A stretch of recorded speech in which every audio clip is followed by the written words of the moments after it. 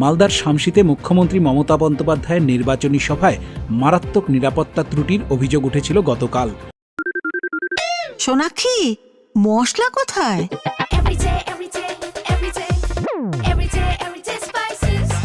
Everyday মশলা, দেশের স্বাদ।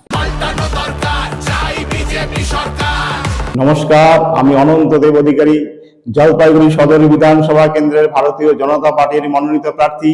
আমাকে আপনারা দুহাত তুলে আশীর্বাদ করুন, আমার উপর ভরসা রাখুন। আমি কথা দিচ্ছি, জলপাইগুড়ির সার্বিক উন্নয়নে কখনো কম্প্রোমাইজ করবো না এবং আপনাদের পাশে সদা সর্বদা পাশে থাকবো।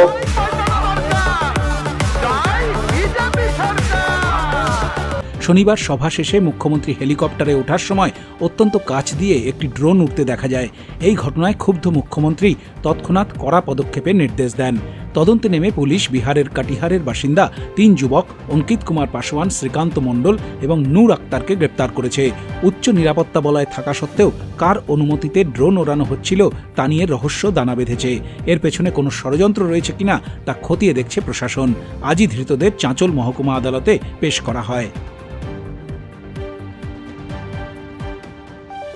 শামসি থেকে মুর্তুজ আলমের রিপোর্ট, উত্তরবঙ্গ সংবাদ।